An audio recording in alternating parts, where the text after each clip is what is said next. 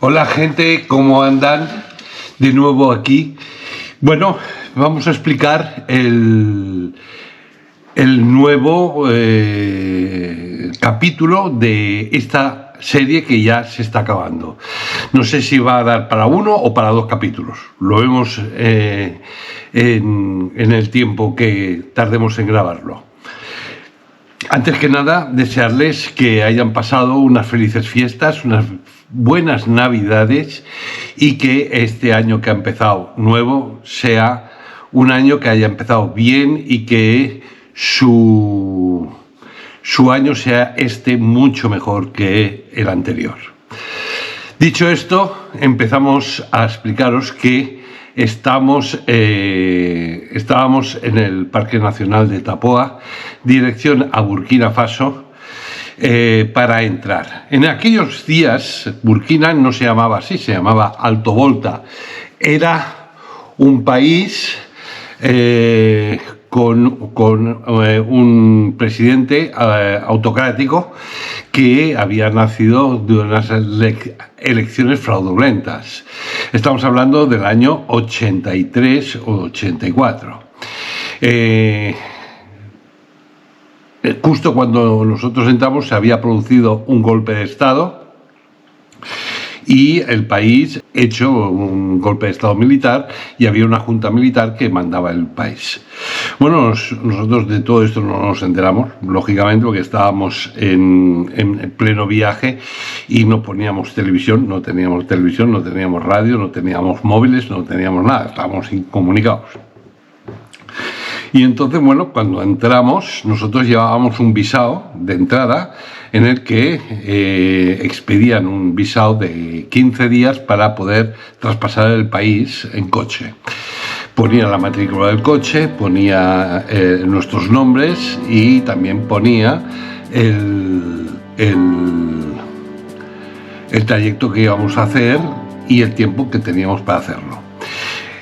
En el sello de entrada del país ponía Alto Volta y la fecha prevista de entrada, aproximadamente, porque tampoco te lo obligaban a que fuera exactamente así, ¿no? Si venías en coche. Entonces, bueno, pues cuando entramos en la frontera nos revisaron la visa, vieron que estaba en perfectas condiciones, que todo estaba correcto, nos hicieron hacer el seguro, como en cada país, hicimos el seguro y bueno, sí, lo que nos dijeron es que había un toque de queda en el país, que a partir de las 8 de la tarde ya no se podía conducir. Pero como a nosotros no nos interesaba, porque a las 8 de la tarde ya era de noche, pues nosotros parábamos, cuando se hacía de noche parábamos y acampábamos en donde estuviéramos y ahí montábamos la tienda de campaña o dormíamos dentro del coche, que era lo que hacíamos nosotros normalmente, dormíamos dentro del coche y hasta el día siguiente hacíamos la cena ahí y demás. Bueno, total que teníamos pensado pasar 24 horas, 48 horas como máximo en Alto Volta. Total que, bueno, pasamos al día siguiente, nos levantamos a las 8 de la mañana y había amanecido, el toque de queda ya no estaba, porque eso, a las 7 de la mañana se levantaba el toque de queda, agarramos el coche, cargamos otra vez el coche de todo el campamento que habíamos montado, recogimos los trastos de la cocina y de la cena y nos fuimos dirección hacia Togo, que era el país que nosotros que teníamos de destino. Cuando salimos de la frontera y cruzamos la frontera entre Burkina, o sea, entre Alto Volta y Togo, veo que en el sello de salida no ponía Alto Volta, como sale de Alto Volta, no ponía sale de Burkina Faso. O sea que en las 24 horas que nosotros estuvimos ahí, allá habían cambiado el nombre del país. Y ahora entrábamos por Alto Volta y salíamos por Burkina Faso. Nos quedamos flasheados, ¿sabes? Porque, claro, no es muy normal entrar en un país que se llama de una manera y en 24 horas sales del mismo país que se llama de otra, ¿no?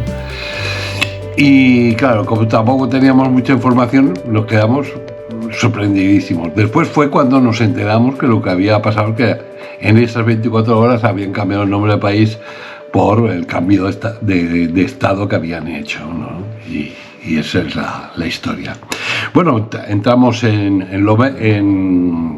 Togo. Togo es un país completamente tropical, con selva, con árboles, con todo verde. Se había acabado el desierto, se había acabado el verlo todo de color marrón y pasábamos a verlo todo de color verde.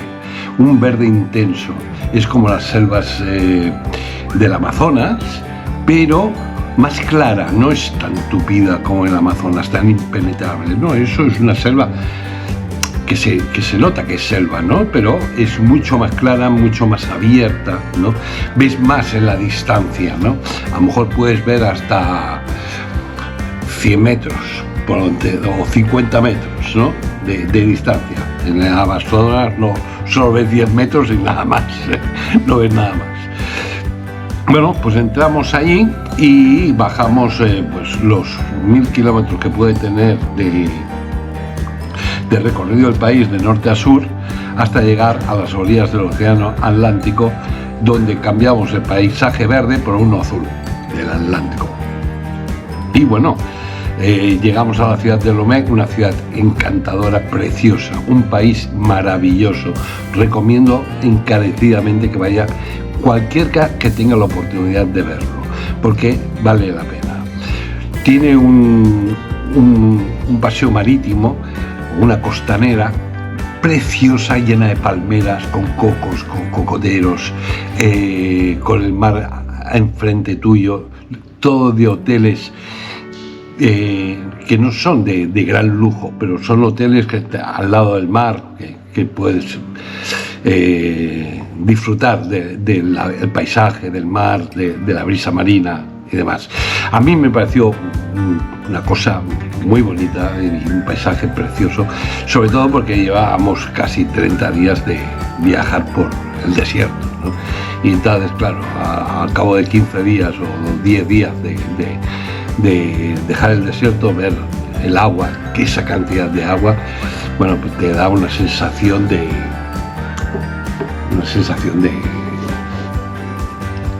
alivio, ¿no? Por decirlo, en el alma, ¿no? De ver tan poca vida en un sitio y tanta vida en otro, ¿no? Y bueno, ahí contactamos con un chico que se llamaba Luis, ¿no? Que le dijimos que queríamos vender el coche y él se ofreció que conocía a alguien que quería comprarlo, y ese alguien era un señor que tenía una agencia de taxis.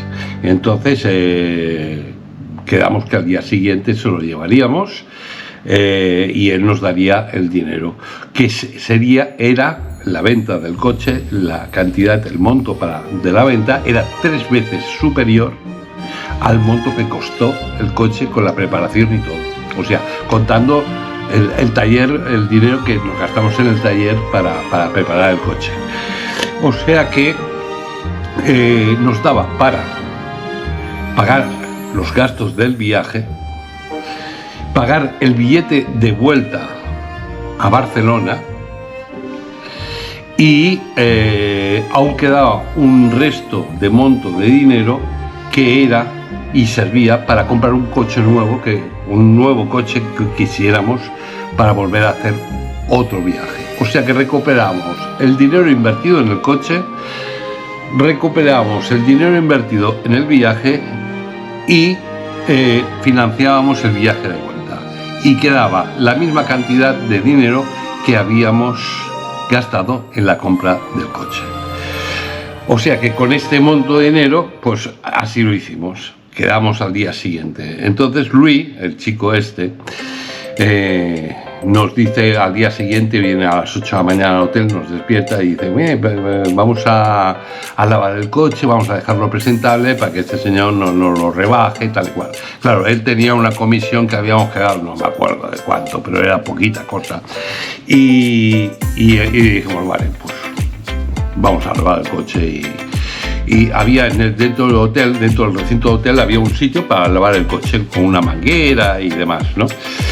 Y entonces, mientras que estábamos desayunando, Luis me dice: bueno, déjeme las llaves del coche para que pueda entrar el coche dentro del garaje del hotel o dentro del recinto del hotel para poderlo lavar. Y yo, tan inconsciente, sin ninguna experiencia en viajes ni nada, que voy y le dejo las llaves, sin conocerlo de nada. O sea que el tipo ese podía haber agarrado el coche, se va y ya no lo volvemos a ver. Pero no lo hizo, sino que agarró el coche, lo puso en marcha y lo estrelló contra una farola, porque no tenía ni idea de conducir. No había conducido nunca en su vida. Y claro, lo estrelló contra la farola, el coche no recibió grandes daños, un golpecito nada más, pero la farola estaba medio rota ya o algo así, pero la cuestión es que la farola cayó al suelo. No me acuerdo si era una farola o era un semáforo, pero era algo que cayó al suelo. Automáticamente, no sé cómo pasó, pero en menos de 5 minutos estaba la policía, 3 coches de la policía, diciendo que qué había pasado. Y bueno, yo le expliqué.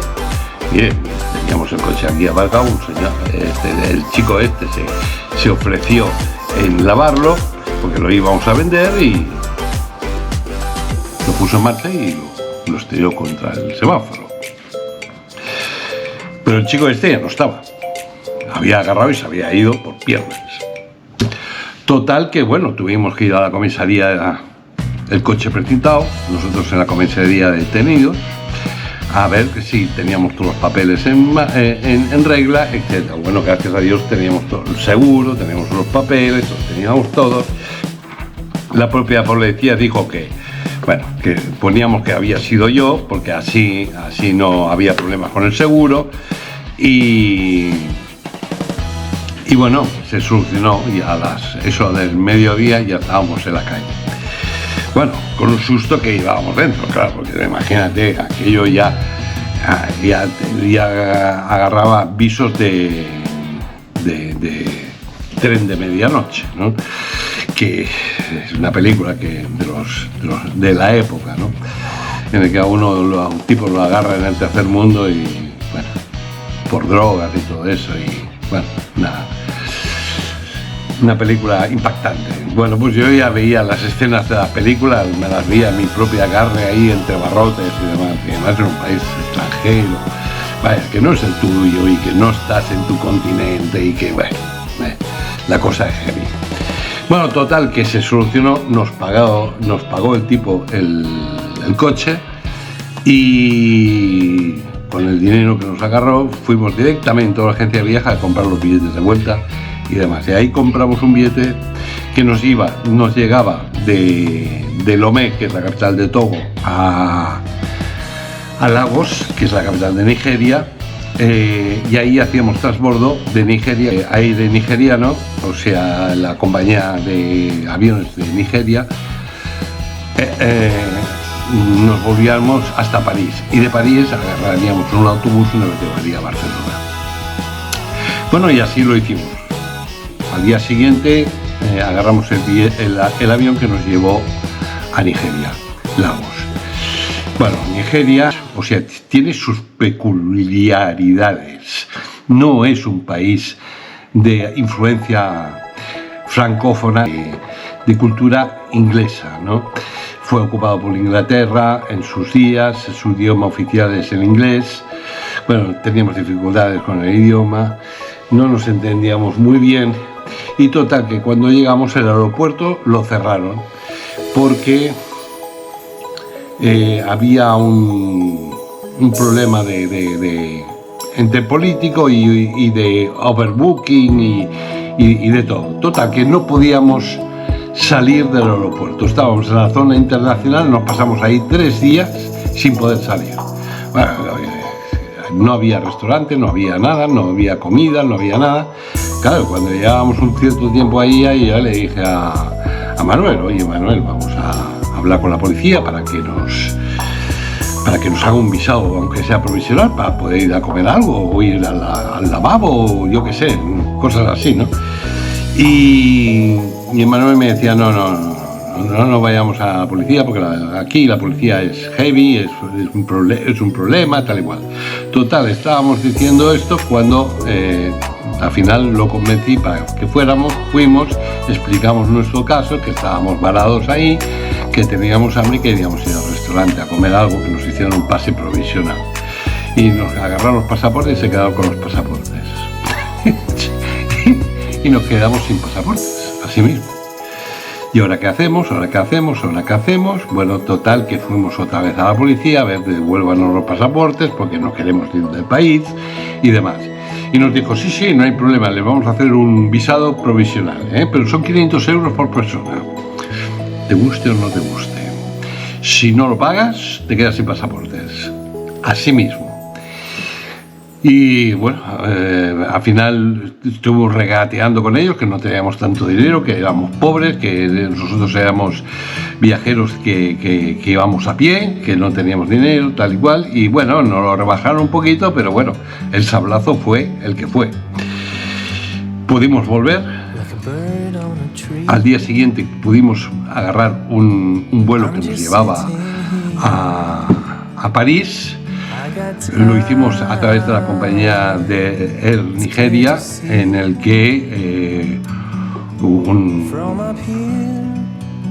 representante de la compañía se compadeció a nosotros, nos buscó una plaza, nos consiguió la plaza y entramos en el avión y nos sentamos ahí. Al final no cumplimos con ello, íbamos a dar una propina, ya no le dimos nada. Y bueno, el avión salió y llegamos a París. Bueno, de París agarramos el autobús y el autobús nos llevó a Barcelona. Y ese fue el final del viaje. Un viaje de verdadera aventura, donde no existían los móviles, donde no existían los GPS, donde el único mapa que llevábamos era un Michelin exactamente como este, y que ese fue el viaje que duró 40 días y en el que recorrimos 7.800 kilómetros. Bueno, gracias por el aguante, gracias por haberme tenido la paciencia, haberme a través de todos estos capítulos, y ya será hasta la próxima, donde explicaremos otro viaje que hicimos en África, pero esta vez engañado por una agencia de viajes que me dijo que me buscaría en mi viaje que yo quería hacer, y acabé trabajando para la agencia de guía turístico con todo un grupo de turistas de Barcelona. Un abrazo grande y nos vemos en la próxima. Chao, chao.